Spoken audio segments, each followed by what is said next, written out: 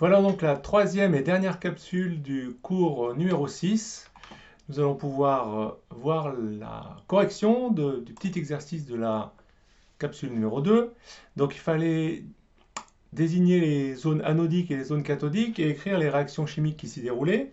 Donc la zone cathodique est évidemment la zone dans laquelle on a contact entre l'air humide et le réducteur qui est le fer.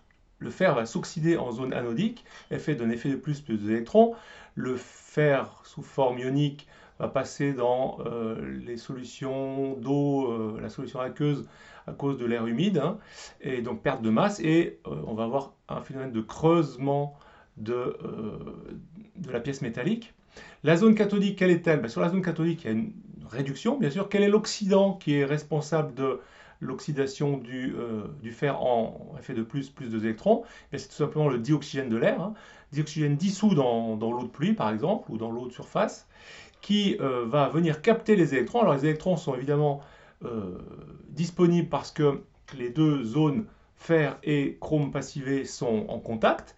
Et donc ces électrons vont venir être disponibles au contact du dioxygène de l'air et être, y compris de l'autre côté, hein, le dioxygène sera réduit donc sur les zones cathodiques qui sont toutes les zones de recouvrement du fer par le chrome passivé.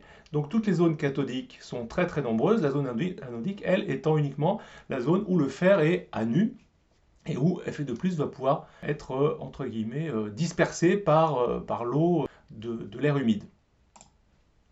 Donc la protection par revêtement, on a vu effectivement qu'on pouvait déposer du chrome sur du fer et il peut y avoir de la piqûre. On va pouvoir faire toute une série de protections physiques dès qu'on met une peinture ou une matière plastique sur un métal qui est susceptible de se corroder. Bien sûr que ce métal va être protégé, mais risque de piqûre. Protection chimique aussi par réaction chimique en surface.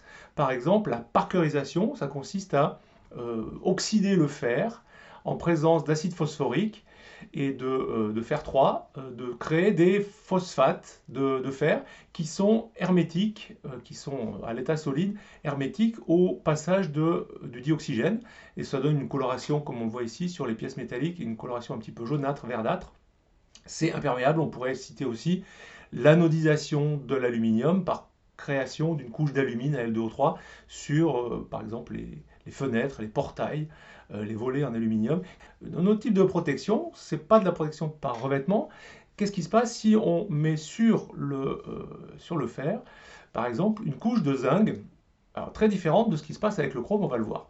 Donc, protection du fer par le zinc, première idée, c'est de recouvrir par électrolyse.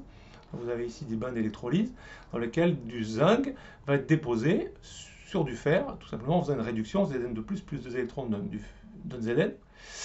Cette galvanisation, c'est-à-dire ce dépôt de zinc peut être fait aussi à chaud. On parlera de galvanisation à chaud lorsqu'on va carrément immerger par exemple des carcasses de voitures dans un bain de zinc fondu. Il faut monter à très haute température, donc c'est très très chaud, 450 degrés Celsius. La caisse de la voiture va être immergée et puis petit à petit le zinc à l'état liquide va se solidifier par contact et déposer une couche assez uniforme sur la carcasse de la voiture.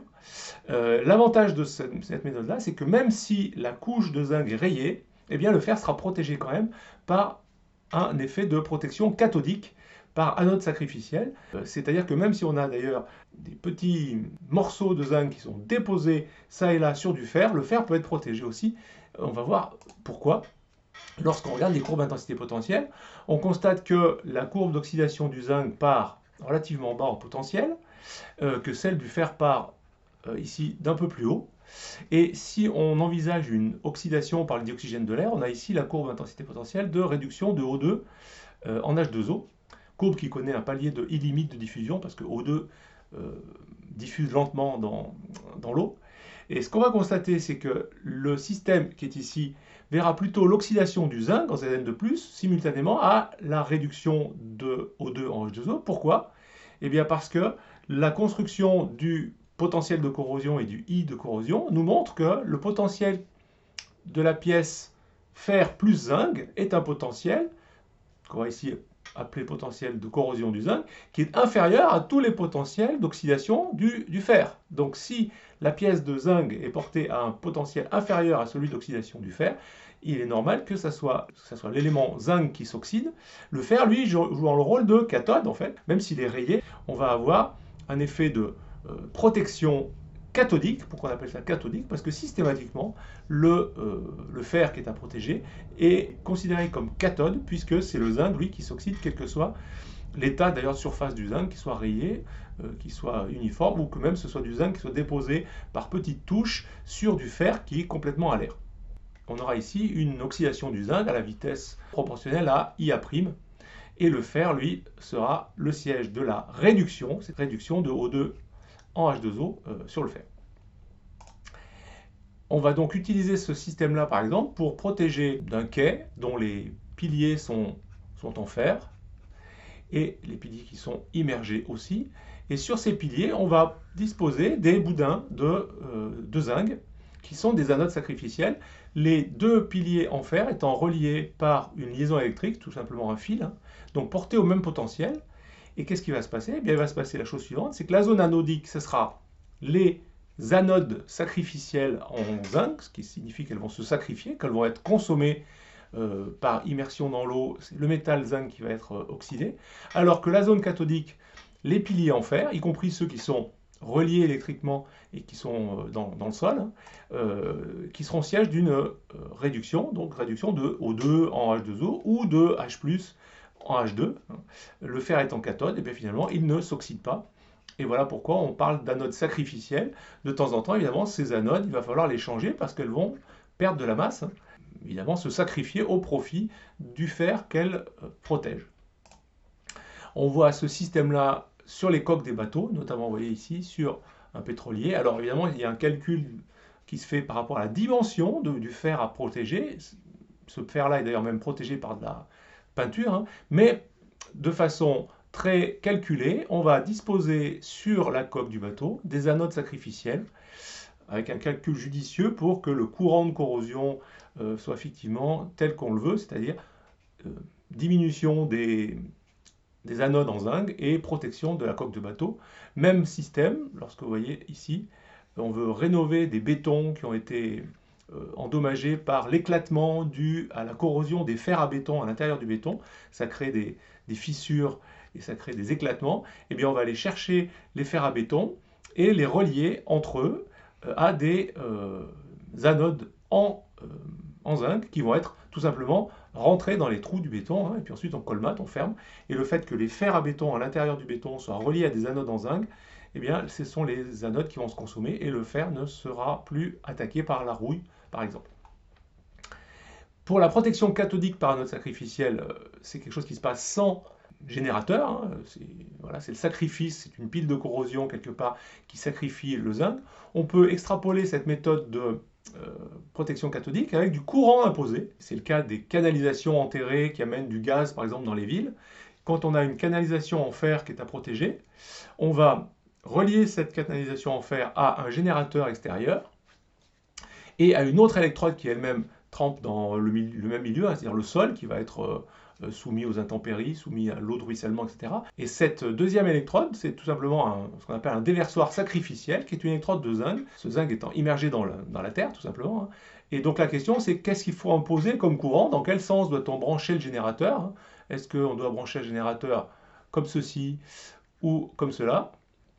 C'est-à-dire, grosso modo, à qui doit-on relier la borne plus du générateur? Est-ce que c'est la canalisation en fer à protéger ou est-ce que c'est le déversoir sacrificiel en zinc? Voilà, je vous laisse le temps de réfléchir. Vous pouvez mettre la vidéo en pause et je vais vous donner la réponse juste après. Le générateur doit effectivement envoyer un courant. Alors c'est un courant qui est très faible, hein, mais il doit effectivement faire en sorte que dans le déversoir, dans l'anode, on ait effectivement oxydation du zinc. Et donc oxydation du zinc signifie perte d'électrons. Et donc il faut bien que les électrons puissent remonter vers la borne qui les attire, c'est-à-dire vers la borne plus. Tandis que de l'autre côté, qu'est-ce qu'on va avoir? On va avoir tout simplement une réduction. C'est-à-dire que là, les électrons vont arriver et réduire quoi? Réduire deux espèces qui peuvent être présente dans les eaux de ruissellement qui baignent la canalisation qui doit être protégée, tout simplement O2 dissous dans l'eau, ou alors H2O lui-même, c'est-à-dire H+. Hein. Et donc on peut avoir effectivement les deux réactions de réduction, O2 dissous dans l'eau et H+, aqueux, qui est aussi présent dans l'eau, qui peut être réduit. Et donc la canalisation, c'est une cathode, par définition, une cathode ne s'oxyde pas, une cathode ne se corrode pas, et on a ainsi protégé la canalisation. C'est sans danger pour les gens qui marchent sur le sol, parce que ces courants sont très très faibles, hein, c'est de l'ordre de quelques milliampères.